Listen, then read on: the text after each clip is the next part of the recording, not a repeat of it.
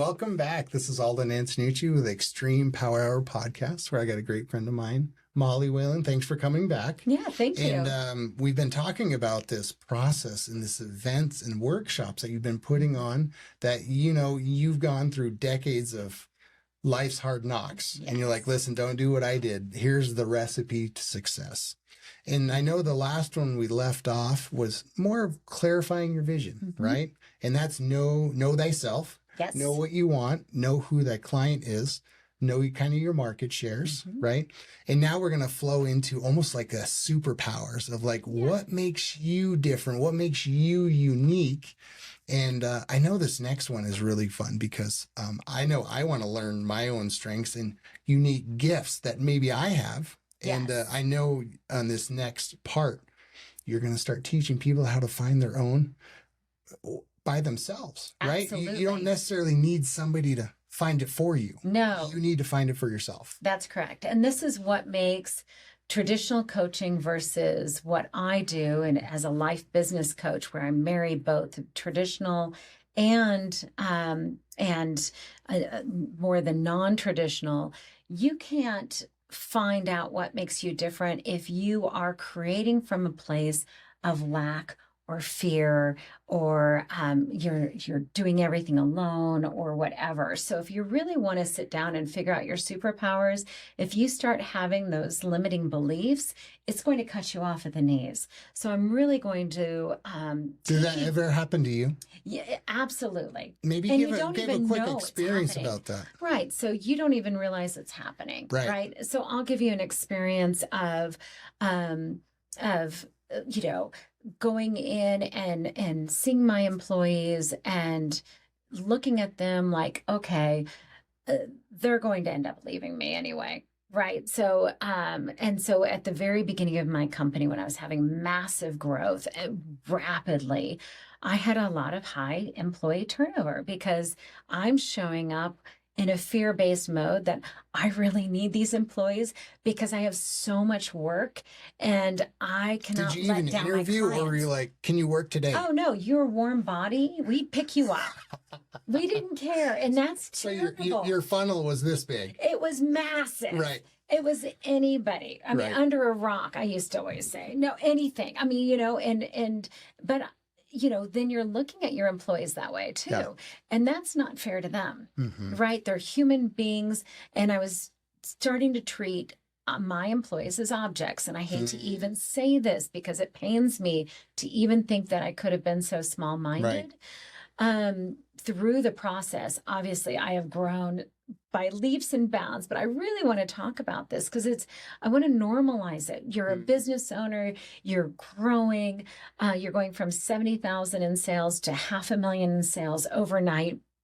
And you need people. And I wasn't taking the time to train them and provide the leadership. So all I was doing is coming in that fear-based mode of how many are going to show up today?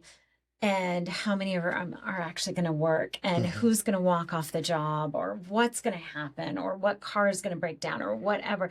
And so if I'm showing up in that terrible space, mental space, how do you think I'm coming off to the client or to my employees rather? Right. And also my clients. I'm like fearful to even answer the phone because I don't want to tell them, 10 people called out so I can't get to your job.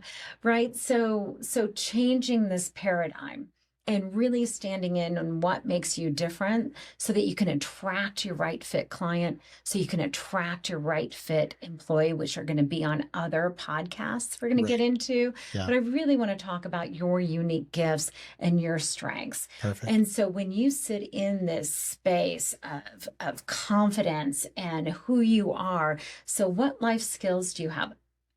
What makes you so unique? All of us are different, right? All of us have different education.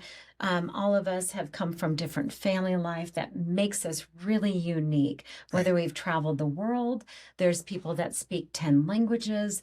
There's people that have really struggled in their family life and have created immense following on and influencing people on, Instagram or TikTok or whatever. So really honing in on the questions of what makes you different? Right. Because if you think about it, you could have three different actresses, right? You could have Anne Hathaway, and you could have Emma Watson, and you could have Sandra Bullock, right? They're all three beautiful, amazing, talented actresses. And let's say they're all starring in Superwoman, right? All three of them. All three movies are completely different, even if the script is the same, even if their supporting actors are the same. So do you see how we tend to look in the outside world for validation? Right. We look at others and say, oh my gosh, you're so successful. How can I be as successful as Alden? Right. Right. And when you start to do that, you start to marginalize yourself. You play a smaller game. You lose that confidence. Right. So standing in who you are, what really makes you different, and then expressing that throughout your company, from your common core values to how you hire, how you attract clients. You're reaching it from a place of confidence and success. Right. Then, well, my competitor is better than me, and my competitor does better things than I do. Can you feel the difference on that? But is competition a good thing? It's interesting. So many small businesses are like, oh, I'm going to fail because of competition. Do you realize only 19% of businesses fail because of the competition? Really? 19, that's it. So is that kind of price shopping? Is that following that competition or what? It's never about price. Bingo. I like that. Never, ever about price. It's about who you are, because customers buy from what your company stands for. What is your why? Who are you? What makes you different? What makes your employees different, right? And there's more than enough business in this in the United States, right? And worldwide. So even if there's competition, it's really good, because people do have an opportunity to try different things out and see what fits. Right. My company, Mountain Maids, is not a one fit for all. I don't service certain clients, and I don't want to. Right. Other businesses do, and they do it really, really well. Right. And so why wouldn't I be generous and send business to those businesses? As we rise, we bring everybody up higher. So my competition is wonderful. Yeah. And they're so important to my success, because I can offer to clients. Yeah. And then they're going to be like, wow, that was really generous. I might use her for my personal home instead of my VRBO, Right. whatever it may be. Right. And it's amazing. The more generous we are, the more empowering we are, and the more of who our unique gifts are. It's very different. You can listen to other podcasts, right? Yeah. And who you are is radically different than somebody else. Right. And if you try to be them, you're not being your authentic self. Right. And that brings me to the next point. Like you're talking about self, knowing thyself, right? And at the same time, it's not called Molly's cleaning. No. Right. And so you were able to kind of remove yourself. You don't have to be the face of your business every transaction. Correct. I know Molly. I'll probably send you a text, say, hey, come clean my house, because I know you personally. Yeah. But at the same time, you probably don't want 1,500 clients texting Molly, come clean my house. Right. So there's a certain balance of, okay, you got the business running, but at some point you gotta layer it, right? You got to layer it with employees, and you got to pull yourself back, because at the same time, you got 1,500 people texting you. It's just not going to happen. Right. Well, and that goes from linear growth. So if you're in that linear growth, which is 6 to 12% growth every year, then you're too involved in your company. And that could be the early stages of the company, but you're really involved. When you get into exponential growth, you are developing your team to be the front runners of delegation in the face of your clients. Right. So my clients go directly to my employees, which is fabulous. Yeah. Because they have that bond and that connection with them. Right. Yes. Right. That's awesome. Yes. And so is there anything else that you kind of have help people basically find that superpower and those gifts? Yeah. Is it going through the ringer to find those gifts, or is there any kind of like meditation, any kind of practices? How do you find that gift? I think we're all wondering. Yeah. I know I'm wondering. Well, it's interesting. There's 21 limiting beliefs that people fall into. There's 3 are the big ones, and then there's several underneath them. And I find the big 3 is I have to do it all by myself. Right. Mm-hmm. So there's so many business owners that are just micromanagers, and you have to do it all. And if I give it to somebody else, it won't be done right. Right. So if you're doing that, I'm alone or I don't have any support, then it's amazing. Your superpower is about supporting others and uplifting others and making sure they don't feel alone. If you have a limiting belief that you're invisible, then your superpower is making everybody else visible. You'll take backstage and you'll put everybody else on front stage, right? And then if you're not good enough, if you're feeling that I'm not good enough, it's because of who I am, that I'm not a good business owner. It's because of who I am. I'm not a good boss. It's because of who I am that nobody likes me. It's because of who I am that I'm not good at marketing. You tend to make sure others feel like they're good enough. So when you watch, if you really want to know what your superpower is, if you're not in the room and your family's all there or your friends are all there, what's missing?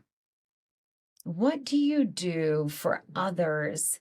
And what are you missing? Right? So if somebody would be like, oh, well, Molly creates this really safe environment where we can all share. And she goes around the room and she's like, what's the best thing that happened to you today?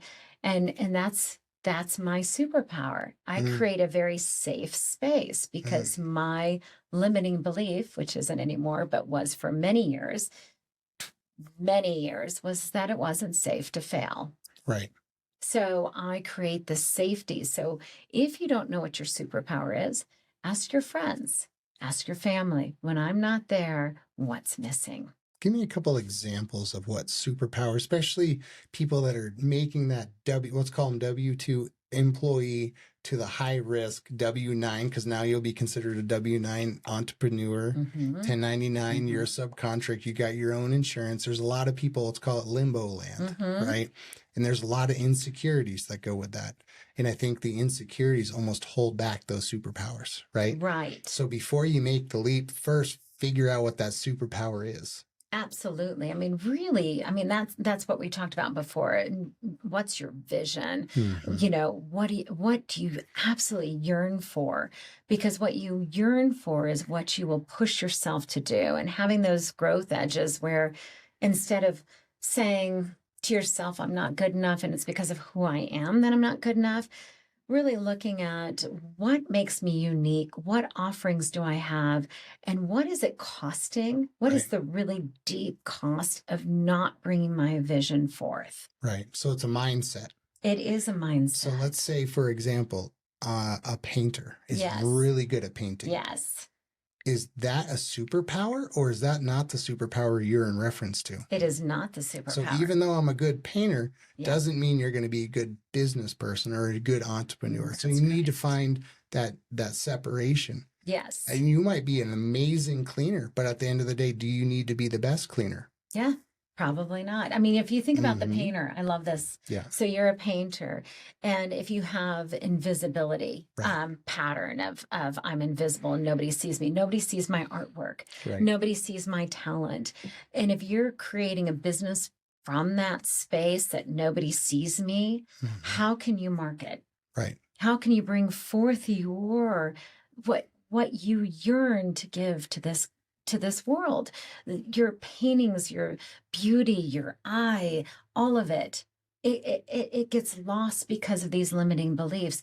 But if you have a best friend who's a painter and has great work, you'll make sure they're visible. Right. You will promote that person. And we're just talking about house painting. We're not talking about making works of art. Oh, well, it could be works of art. And it could be works of art, but at the same time, if I was just a normal painter, just painting a house, like you said, you're very passionate about painting that house. And it's almost a thankless job. Yes. Nobody looks at that house and say that guy had some passion when he was putting it on there. But when you're putting it on there, they didn't realize it was 2 a.m. Right. And you're just like, you know what? I'm sacrificing my family. I'm sacrificing my kids to make sure that this job is ready for the next sale of the house. Absolutely. And how many entrepreneurs want give and Right. give and give? We just need to make sure that we're giving our clients what they want. Right. Does a client want their house done at 2 a.m? They may not. They may not care that it took you another week and you just worked 9 to 5 and it took a week longer. But sometimes as owners, we're like, oh, you have to get it done, or we have to, the speed of business or whatever it may be. Yeah. And really understanding what our clients need and what our employees need. Right. And that goes into the next podcast Awesome. of your right fit client. Right fit clients. Yeah. Oh my gosh. So that's like finding the market shares down to your niche. It's finding exciting. that niche. Taking Excellent. your superpowers and then finding that right fit client. Perfect. Well, stay Yes. tuned for the next part where we're going to find our clients, correct? Yes, right fit, not just any client. There we go. Stay tuned for the next. Thank you.